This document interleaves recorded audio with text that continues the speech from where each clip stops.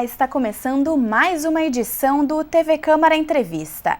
A nova Lei Geral de Proteção de Dados Pessoais é o assunto do programa de hoje. Nós abordaremos a necessidade de criação de uma legislação específica sobre esse tema e também os possíveis impactos do vazamento ou utilização indevida de informações pessoais dos cidadãos. Participam do programa hoje conosco a advogada e membro da Comissão de Direito e Tecnologia da Inovação da OAB-RS, Luciana Hag. Também está conosco o professor de Ciências da Computação da PUC e especialista em segurança de dados, Avelino Zorzo. É um prazer recebê-los na TV Câmara. Muito obrigada pela presença de vocês. Eu começo, professor, lhe perguntando como o senhor percebe a criação dessa lei, sancionada em 2018, ainda não colocada em prática, mas a forma como o Brasil tem começado a tratar a questão da proteção de dados. Perfeito, Marjorie. Olá a todos. Eu acredito que esse é um assunto muito interessante e muito importante da gente discutir. Eu começaria, antes de falar um pouquinho da lei, eu começaria a falar um pouquinho sobre as mudanças que a gente viu no mundo como um todo, né? Se a gente fizer uma comparação entre o mundo real e o mundo virtual que a gente vive hoje, a gente vai ver que no mundo real nós temos estudado ele com cuidado. Nós temos um conjunto de leis que regem esse mundo real, que está mais ou menos bem estabelecida, né? Nos últimos séculos, a gente poderia dizer. Já o mundo virtual, ele é um mundo completamente novo, que muitas pessoas nem entendem como ele funciona ainda, né? A gente vê diversos crimes acontecendo nesse mundo virtual, a gente vê diversas situações em termos de expressão de opinião, que muitas vezes não são verdadeiras, né? A gente enfrenta um problema grave na questão de notícias falsas, né, conhecidas como fake news. E a legislação, eu acredito que ela não chegou no patamar que a gente ainda espera para regular esse mundo virtual, né? Algumas vezes eu comento que parece que a gente vive um faroeste nesse mundo virtual, onde parece que não existe lei, cada um pode fazer o que quiser, da forma que quiser. A Lei Geral de Proteção de Dados é uma lei que veio para ajudar nesse ambiente, né? Hoje as empresas, elas coletam informações, elas utilizam as informações a nosso respeito do jeito que elas querem. Então a lei, ela é um avanço no sentido que ela traz um pouquinho de regulação para esse assunto, que é um assunto muito importante. Muitos de nós não entendem desse mundo virtual ainda. Eu acredito que muitos dos legisladores ainda não entendem deste mundo virtual e do impacto que ele tem na sociedade. Eu acho que o telespectador, se ele prestar um pouquinho de atenção, fizer uma reflexão na realidade e voltar 20 anos para trás, vai ver que o mundo era completamente diferente. Então, o mundo ele mudou e a velocidade com que ele muda é muito maior do que era alguns séculos atrás. E como é que a gente faz uma legislação para atender esse novo mundo que a gente está vivendo de uma maneira apropriada? Então, novamente, eu acredito que a Lei Geral de Proteção de Dados, ela é um avanço, ela nos ajuda, assim como foi o Marco Civil da Internet, né? E as empresas, eu acredito que elas têm que atender essa legislação, elas têm que tomar o cuidado e elas têm que ser responsabilizadas quando elas não cumprem o que está na lei.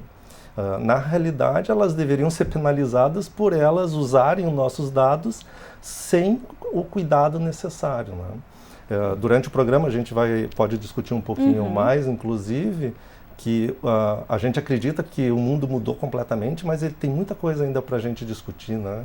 Se a gente falar em inteligência artificial, se a gente falar em internet das coisas, cidades inteligentes, a questão de reconhecimento facial. Hoje, qualquer local que você vá, já existem câmeras que sabem quem tu é. Então, como é que a gente vai se comportar e que tipo de legislação a gente precisa nesse ambiente? Então, eu acredito que durante o programa a gente pode conversar um pouquinho mais e expandir esses assuntos. Doutora Luciana, como a senhora avalia, então, as responsabilidades do país, da nossa nação, em proteger os cidadãos desse vazamento de informações, à medida em que a tecnologia está aí? Ninguém quer lutar contra os avanços tecnológicos, no entanto, é necessário esse cuidado que tem se demonstrado e aí que acabou causando, então, a criação desta lei. Eu acho que a LGPD, a Lei Geral de Proteção de Dados, muito importante. Eu acho que para o cidadão, para os usuários de serviços da internet, ela é muito importante, vai proteger esses dados, vai garantir uma maior segurança, né? Tanto na parte digital, na parte de internet, como também a LGPD também se aplica para fora do mundo da internet. Por exemplo, um consultório médico. Assim como, e pegando um gancho com o que o professor Avelino falou, realmente a internet evolui e caminha, o mundo digital hoje, muito mais rápido do que a nossa legislação, muito mais rápido do que os nossos operadores do direito têm condições em função até de processo, de estudo, de legislação, dos nossos, de acompanhar. Então, a lei veio, eu acredito que para ajudar muito, e ela ainda está no período de vacatio legis, né? Ela foi promulgada e sancionada em 2018, e daí tem esse período, em princípio, para entrar em vigor em agosto de 2020, mas teve um deputado, um projeto, pedindo para ser adiada por mais 2 anos, em função da sociedade, das empresas, até o poder público também, se adequarem à implementação da LGPD. Como vocês observam essa tentativa de colocar o prazo lá para frente? Pode, de certo modo, enfraquecer uma lei que aí está ainda ganhando corpo? Eu acredito que não. Eu acredito que a lei vai continuar, porque tem muitas empresas que já estão adequadas à LGPD. Empresas maiores, ou até que já tiveram vazamento de dados, já sofreram isso, e que já lidam com a GDPR, que é a lei da Europa, porque a nossa LGPD é muito parecida com a GDPR. E então, muitas empresas já estão de acordo com a GDPR, então elas vão ter que se adequar à nossa lei, a lei brasileira. Mas eu acho que que mesmo sendo adiado, não vai ser empecilho. Acho que vai dar mais tempo para empresas e sociedade em geral, ou até os próprios operadores do direito, se organizarem. Mas eu acredito que não vai enfraquecer. Outros países, assim como a doutora Luciana colocou, países europeus que já contam com essa legislação. O Brasil está seguindo o exemplo, está atrasado? Qual que é a sua avaliação sobre isso? Eu colocaria 2 pontos. O primeiro é esse, se adiar ou não adiar, né? Que nem a Luciana tinha mencionado, adiar pode favorecer as empresas se adaptarem, os próprios juízes e advogados entenderem um pouco melhor ela. Por outro lado, quanto antes, melhor. Sim. Porque hoje a gente já vê que nem eu tinha mencionado anteriormente, que parece que não existe lei nesse mundo virtual, né? Então, quanto antes a gente colocar essa lei em vigor, sob o meu ponto de vista, melhor. E as empresas, muitas delas algumas já atendiam à legislação europeia, né? O Brasil, ele segue de muito próximo a nossa lei, é muito próximo da lei europeia. Se a gente olhar os países europeus, a sua grande maioria já atende a essa legislação, o que é algo positivo, né? No mundo nós temos alguns países que atendem algum aspecto desse tipo de lei, né? Estados Unidos, o Brasil implantou, ainda não está em vigência, mas deve acontecer, espero que aconteça. Por que eu acho que a gente deveria ter essa legislação o mais rápido possível e não deixar, por exemplo, para 2022? A gente já viu situações onde empresas compartilharam as informações de pessoas sem que as pessoas soubessem, e isso acabou influenciando diferentes eleições, por exemplo, no mundo todo, né? E nós deixarmos para 2022, nós teremos uma eleição lá em 2022. Então seria importante que essa lei já estivesse em vigor antes disso acontecer, para que as empresas se preparassem. A parte técnica é possível, tem que ter um investimento, mas isso é viável, é possível. As empresas já faz 2 anos que elas têm conhecimentos, eu diria que faz mais de 2 anos, porque mesmo a discussão anterior sobre essa lei, as empresas já sabiam que isso ia acontecer. Então, a gente deveria atender o quanto antes. E ficar de acordo com outros países que já estão fazendo isso. Uhum. Se a gente pudesse analisar um dia comum na vida de qualquer cidadão que tem acesso a um smartphone, a partir de que momento a gente começa a fornecer dados, algumas vezes até sem se dar conta, professor? Eu diria desde o momento que a gente acorda ou mesmo quando a gente está dormindo, né? Quem tem um smartphone tem seus dados sendo coletados provavelmente a todo instante de tempo. Isso até é um novo desafio, né, para quem está nos assistindo. Quantas vezes quem baixa um aplicativo no seu smartphone lê efetivamente quais são os termos, né, as condições que eu acordei quando eu baixei aquele aplicativo. Eu dei acesso àquele aplicativo ao meu microfone, eu dei acesso à câmera. Que acesso é esse? Que dado ele está coletando? Ele pode estar coletando a nossa conversa, por exemplo, neste momento. Ele pode estar coletando a conversa em qualquer momento. Geolocalização. Né? A posição, se a gente olhar por alguns aplicativos, se você pegar um aplicativo, eu vou citar uma empresa, né, a Google, ela sabe exatamente por onde a gente se deslocou. É só buscar no histórico e a gente vai ver. Quantas vezes a gente acessou o nosso e-mail e no lado aparece uma notícia sobre uma oferta de algum produto? Porque ela leu nossos e-mails, identificou que a gente está indo viajar ou está interessado em algum produto e está aparecendo ali. Sim. Então as informações elas estão sendo coletadas a todo instante de tempo. Uma vez uma pessoa eu li ou eu vi alguém falando, dizendo o seguinte: se você não está pagando nada por um determinado aplicativo, a tua informação é o preço. E essas empresas fazem essa correlação dessas nossas informações a todo instante de tempo. Então, quem tem um smartphone, com certeza tem seus dados sendo coletados a todo instante de tempo. E mesmo quem não tem, com toda essa tecnologia nova que a gente tinha mencionado sobre reconhecimento facial, quando a gente acessa um site em um determinado local e a gente passa informações sem entender muitas vezes o que aquele site é.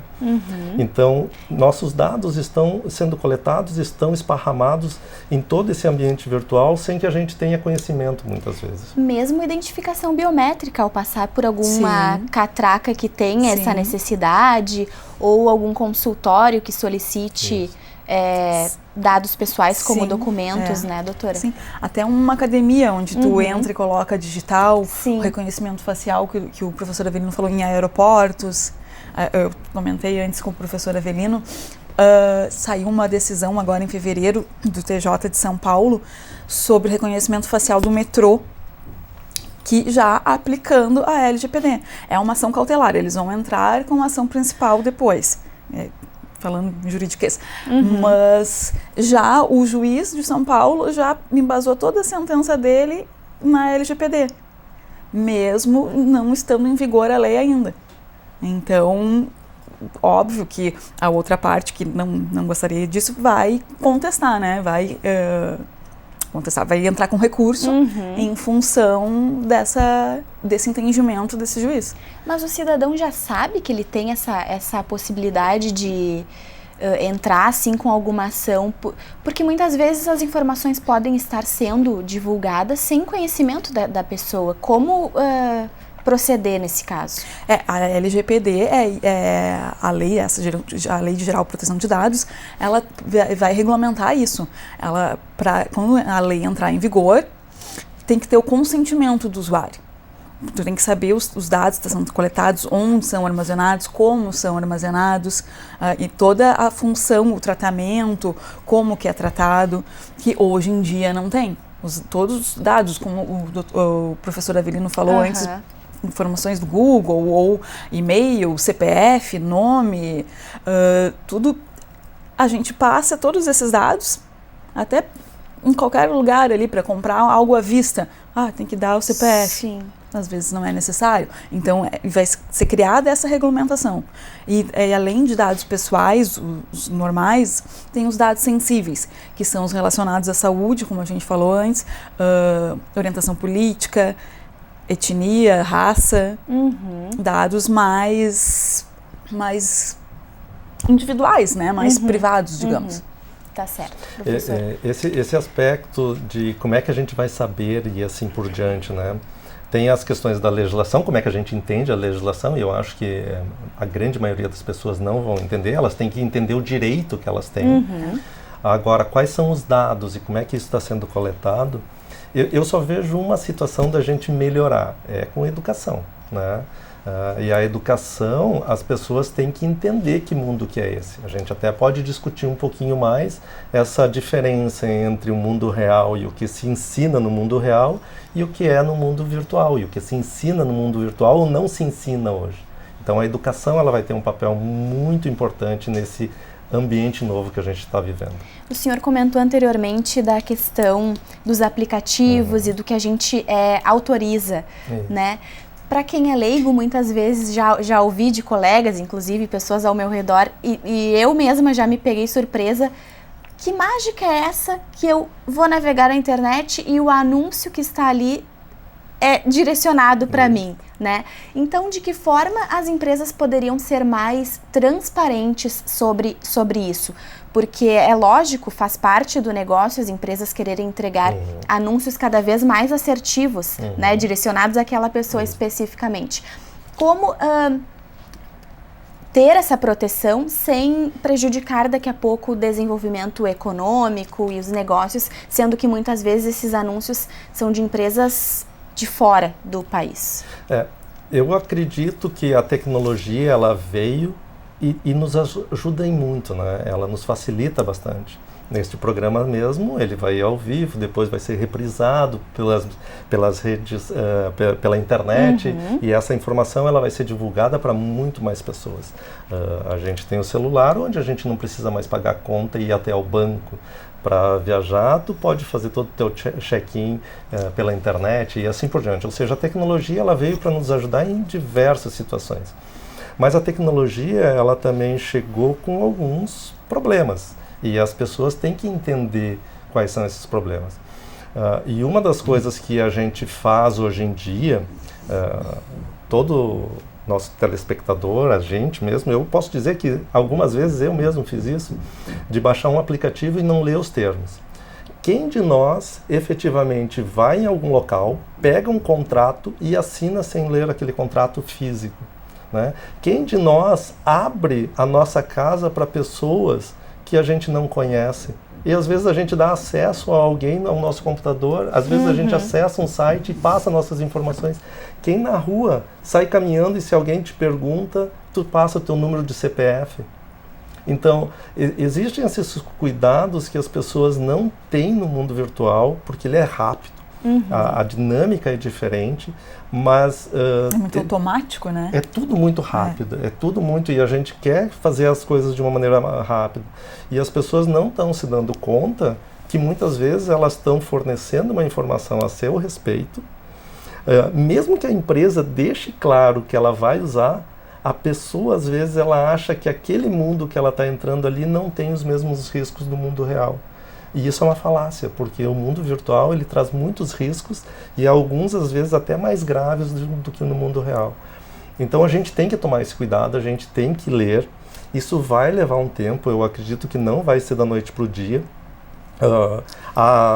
Eu posso falar da Sociedade Brasileira de Computação, eu posso falar do Conselho Nacional de Educação, quando lançou a Base Nacional Curricular Comum, né, para tentar levar ensino de computação, por exemplo, na educação básica.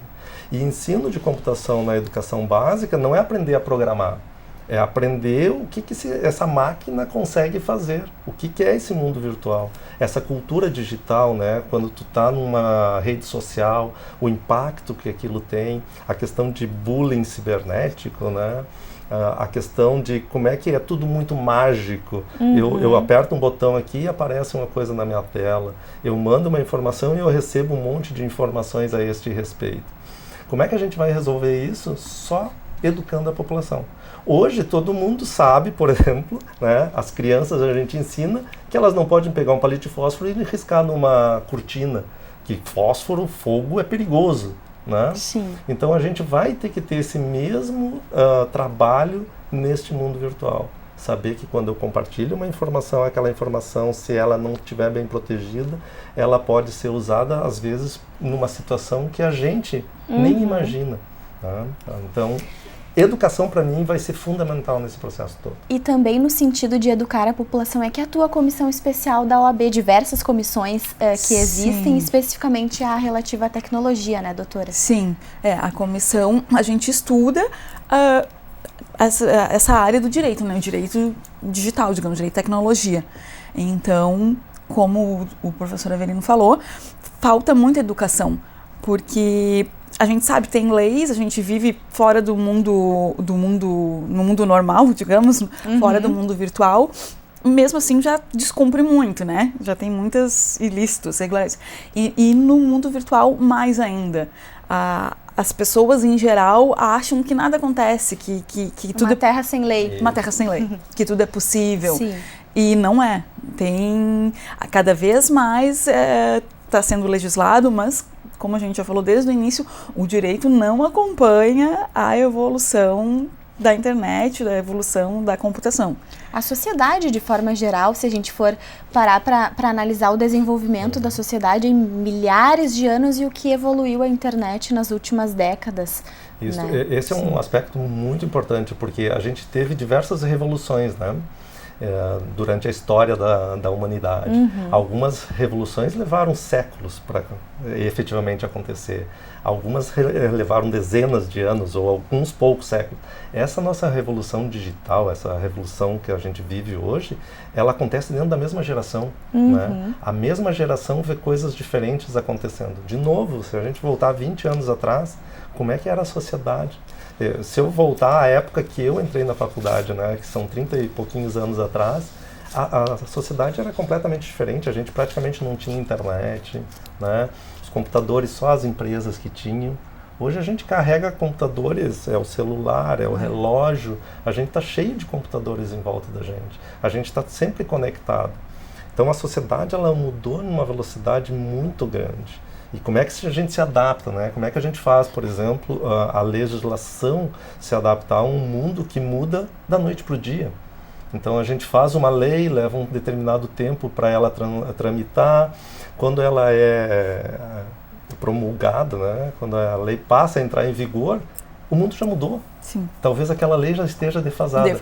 Então, por isso aquele meu ponto anterior de o quanto antes a gente tiver ela funcionando, é melhor, porque o mundo vai mudar. Eu concordo com o professor Avelino. Quanto antes ela estiver funcionando, melhor. Porque, além da sociedade, da gente educar as pessoas, as empresas também têm que saber que existe lei, que a pessoa está, de certa forma, segura. Porque, óbvio, sempre vai poder acontecer um vazamento, né? Sempre pode ter algum problema.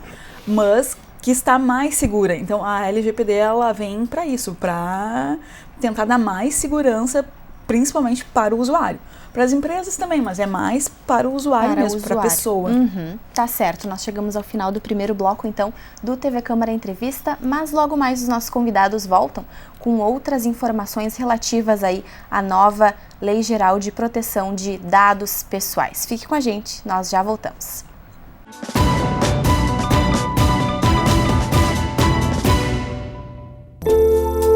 Entre bromélias, orquídeas, samambaias e begônias, são mais de 600 espécies de plantas espalhadas pelo parque. No total, são 3.000 exemplares de flora. Essa diversidade faz do Jardim Botânico de Porto Alegre um dos 5 maiores do Brasil. A área de 39 hectares foi aberta ao público em 1958. Dentro do parque está o Museu de Ciências Naturais, fundado em 1955. O órgão estuda a biodiversidade e tem 432.000 exemplares de animais e plantas expostos. O Jardim Botânico é um recanto de natureza no meio urbano de Porto Alegre. O parque fica na rua Dr. Salvador França, número 1427. A visitação é aberta de terça-feira a domingo, das 8 da manhã às 5 da tarde.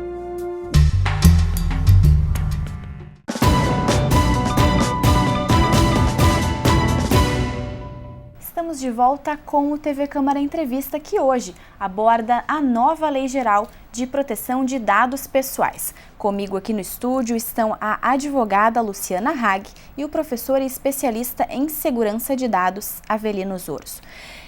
Para deixar claro para a população, professor, de uma vez por todas, aproveitando a presença, né, Luciana, de uma pessoa que entende de toda essa tecnologia aí, como funciona o vazamento de informações. A gente tem percebido na mídia pessoas, autoridades tendo WhatsApps clonados. Como que funciona esse processo e a orientação que o senhor dá aí para que as pessoas não caiam?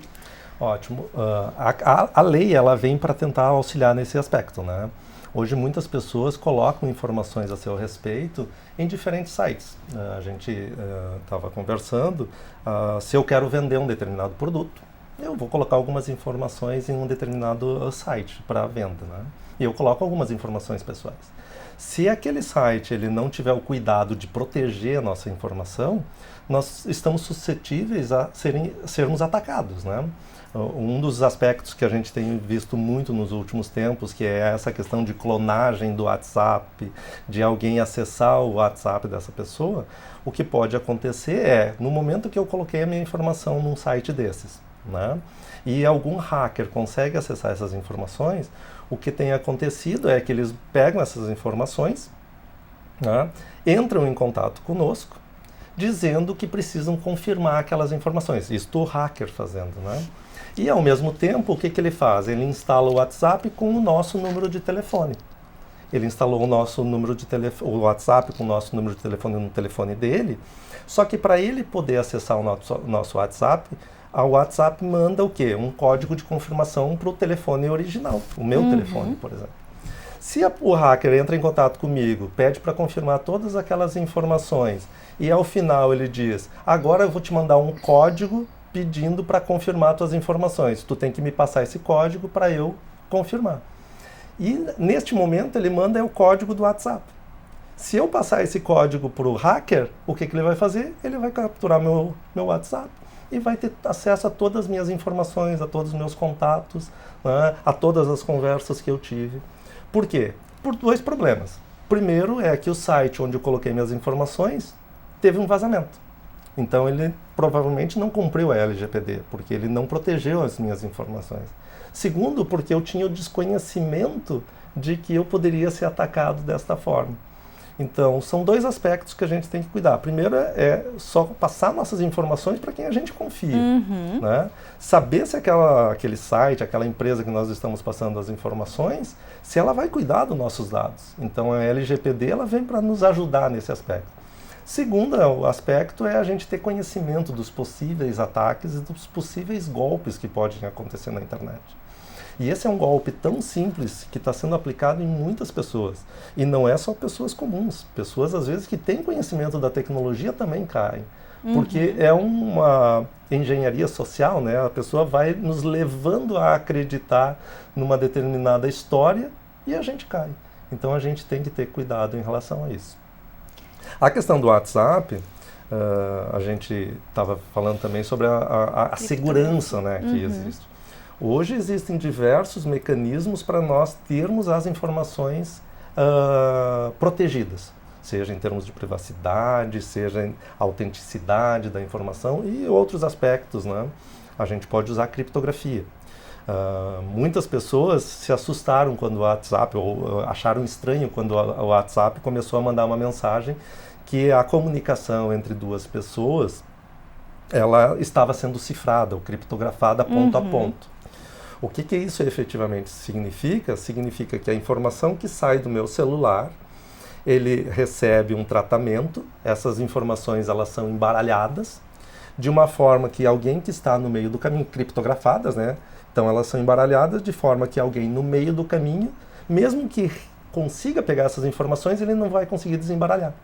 Tem algumas técnicas matemáticas que a gente utiliza para fazer esse embaralhamento.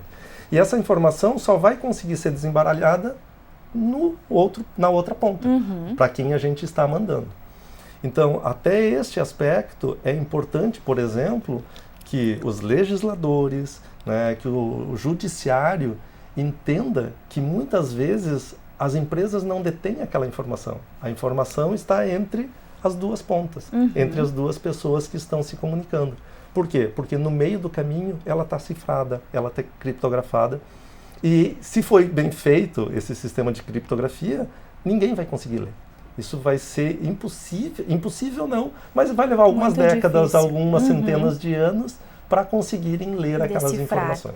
Isso falando especificamente sobre o WhatsApp, mas voltando à questão dos sites e da disponibilização de informações, de que forma deve ser fiscalizado isso? Porque, no caso, quando temos uma pessoa hackeando aí um WhatsApp, é uma pessoa num universo. Uma empresa que vazou indevidamente essas informações, que tipo de sanções ela pode sofrer, Luciano? A empresa que tem o vazamento de dados pela LGPD, quando entrar em vigor, pode ser multada em até 2% do faturamento, em 2% do faturamento, em até 50 milhões. Teve há 2 anos a Netshoes, de vendas online, né, na internet, de calçados diversos, que sofreu uma sanção. Teve vazamento de dados de 2 milhões de usuários. Então, vazou, além de vazar nome, CPF, vazou também dados de consumo. Porque o vazamento de dados, mas a LGPD, ela vai regular bastante a parte tanto de vendas, vai regular, eu acho até que, digamos, dificultar. Ela vai querer que vendas e marketing se adequem. Porque com esse vazamento de dados da Netshoes, voltando, além de dados de e-mail, CPF, nome, endereço, digamos até também poder aquisitivo, quanto que a pessoa gastava, também vazou preferências. Por exemplo, eu prefiro tal coisa, tal, que isso a gente sabe que é comprado por outras empresas. Como a gente estava falando antes, né? Eu olho uma coisa e já aparece um anúncio. Sim. Então, as empresas também têm que cuidar, como o professor Avelino falou antes, se adequar à lei, fazer essa segurança da informação, evitando que os usuários sejam afetados. Então, a Lei Geral de Proteção de Dados, ela criou, em princípio não teria, como na lei europeia, mas depois foi criada a Agência Nacional de Proteção de Dados, que ainda não está vigorando, ela ainda não está. Até agosto de 2020, quando a lei entrar em vigor, agora desse ano, né, é para a agência estar em funcionamento.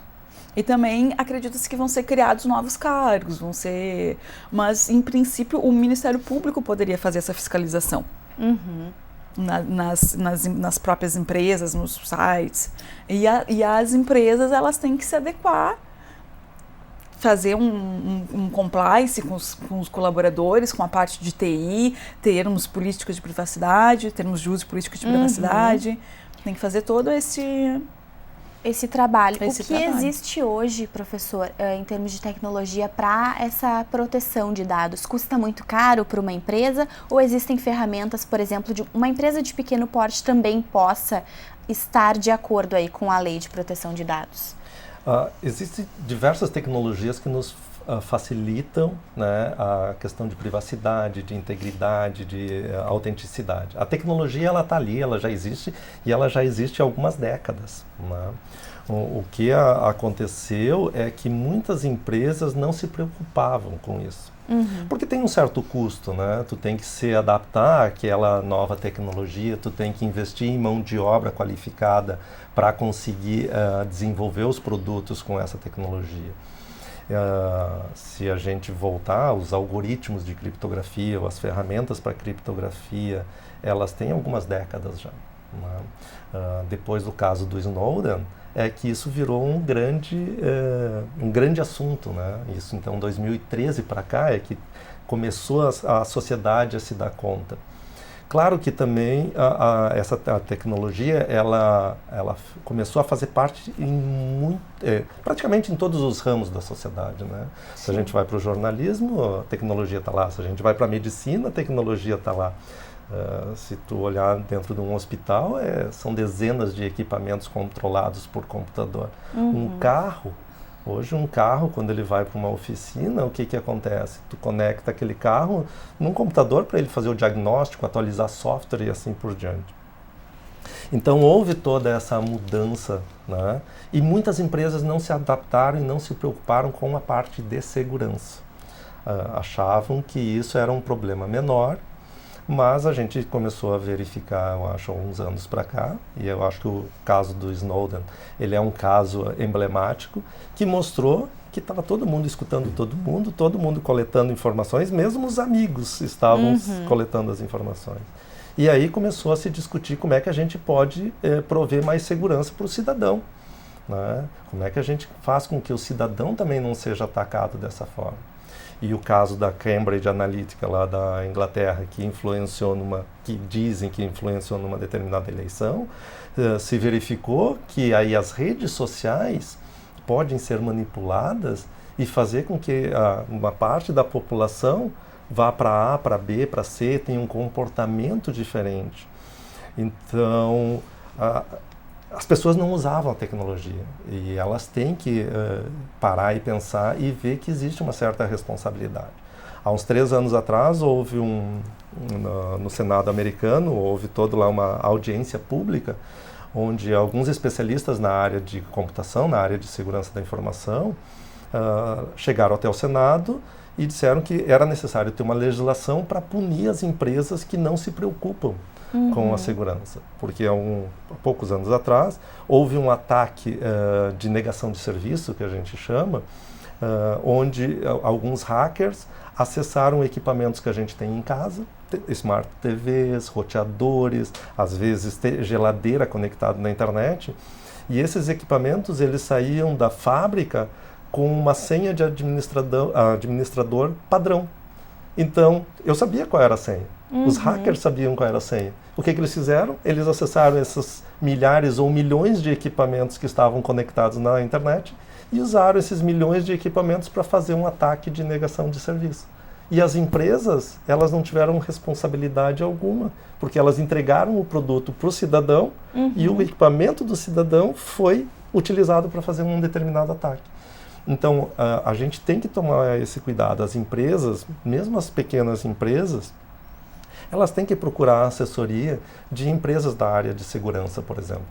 Existem diversas empresas que fornecem esses serviços e também o pessoal da área do direito, né, para ver se está compliance, né, se está atendendo aquela legislação.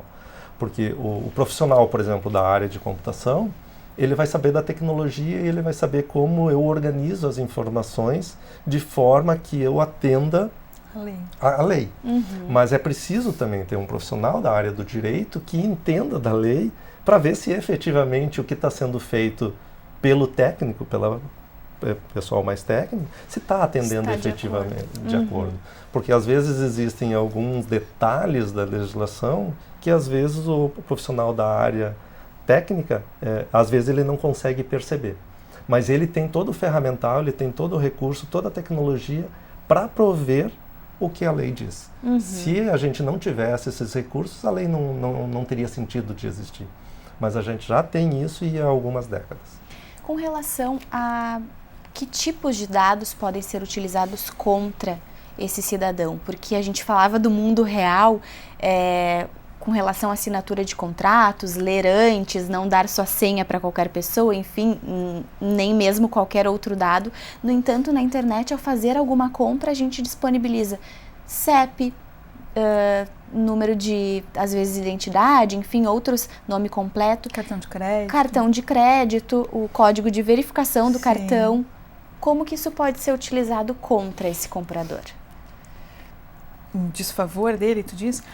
Diversas formas. Daí, como a gente falou antes, né? Como eu falei antes, nesse vazamento da Netshoes, teve outros, diversos vazamentos.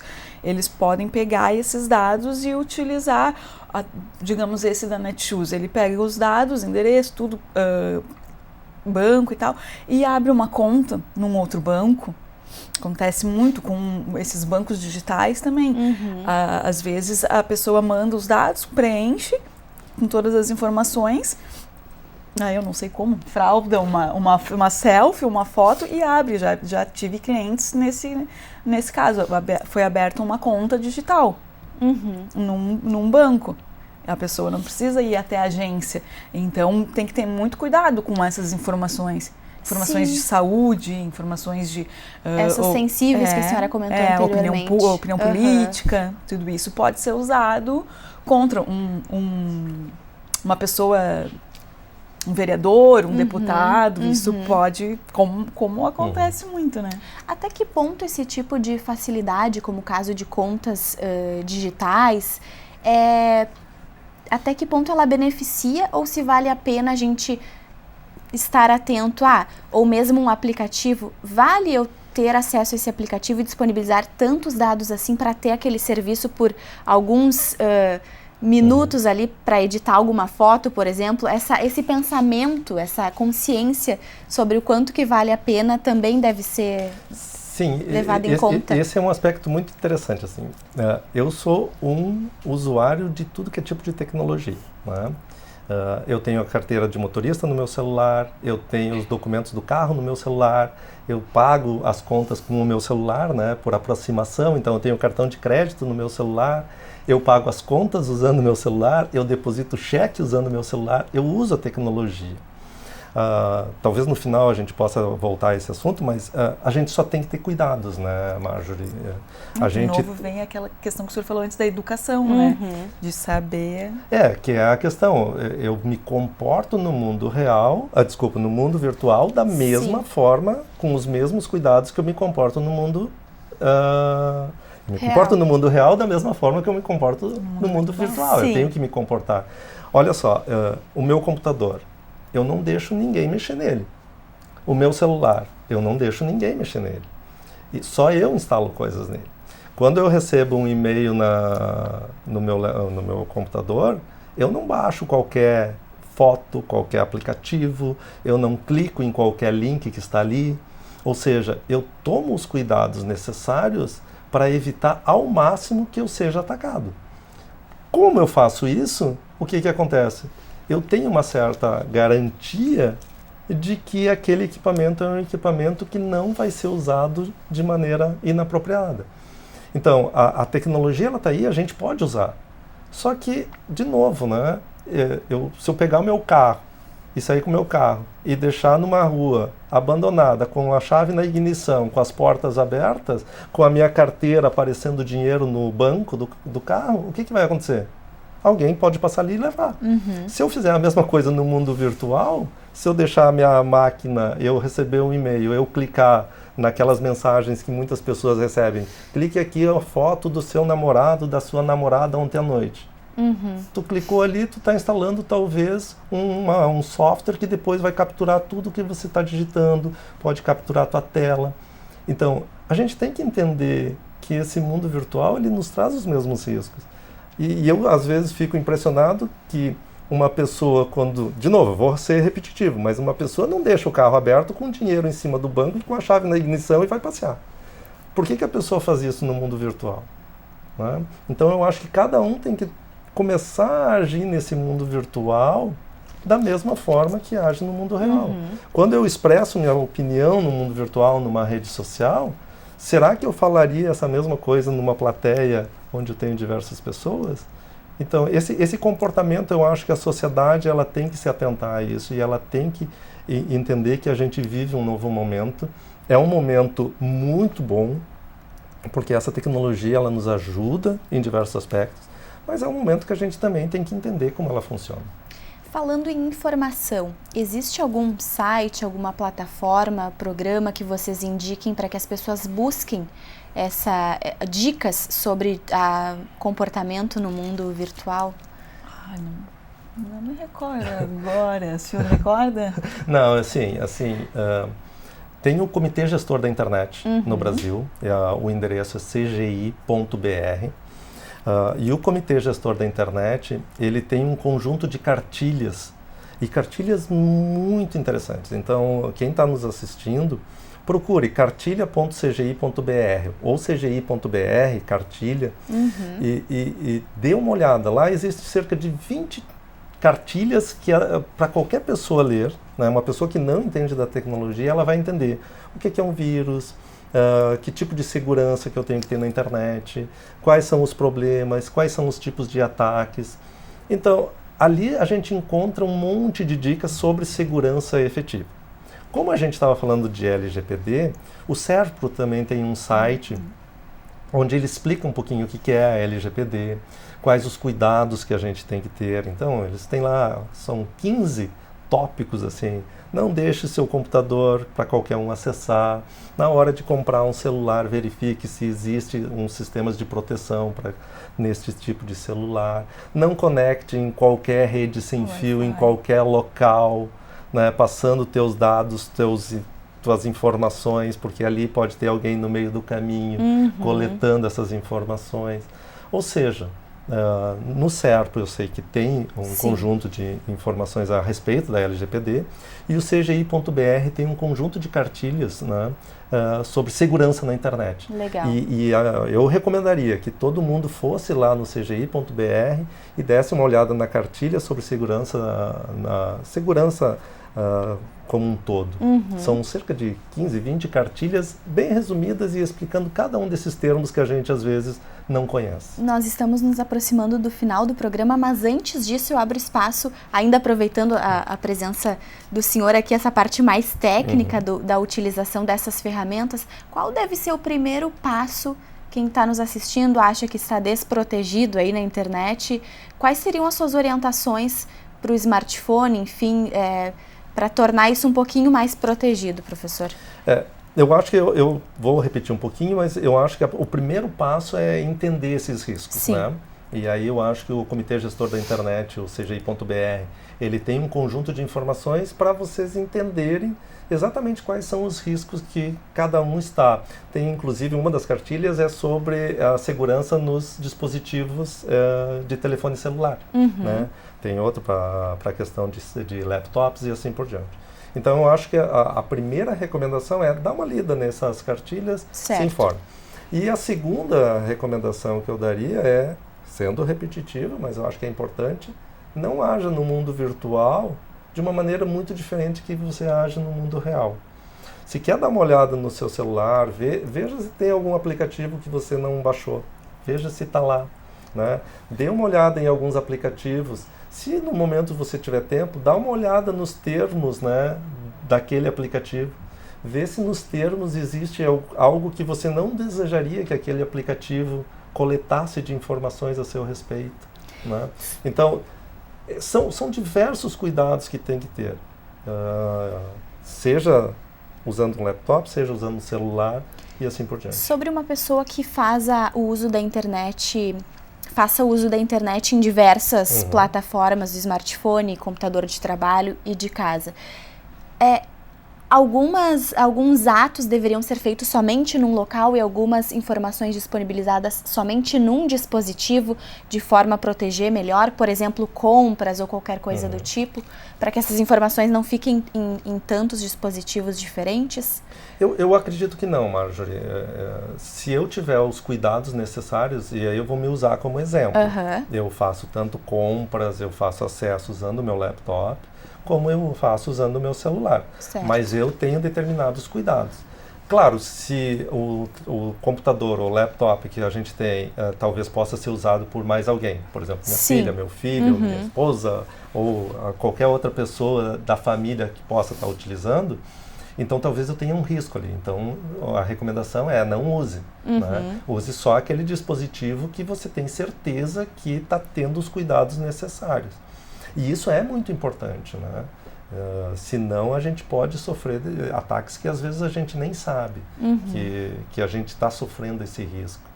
Eu complementaria dizendo que se for ao utilizar sites para compras ou até de banco mesmo, porque a gente usa muito no banco, né? Acessa do computador ou até celular é único, né? Mas um computador, não utilizar de computadores públicos, né? Digamos, sei lá, uma lan house, não vai acessar tua conta numa lan house. Então, ter esse cuidado. Perfeito. Nós chegamos ao final, então, agradeço muito a presença e a disponibilidade de vocês. O que fica de dica é que as pessoas busquem informação qualificada, né, para que estejam aí um pouco mais protegidas, e vamos aguardar para que a lei entre em vigor, previsto aí para agosto. Agradeço também o convite, espero poder ter colaborado um pouquinho para que a gente tenha um pouquinho mais de segurança nesse ambiente todo. Certamente, Também certamente. agradeço, muito obrigada, da mesma forma que o professor Avelino. Foi um prazer recebê-los então. Eu agradeço também a sua audiência, continue acompanhando informações sobre o TV Câmara Entrevista e outras produções da TV Câmara também pelas nossas redes sociais. Até a próxima edição.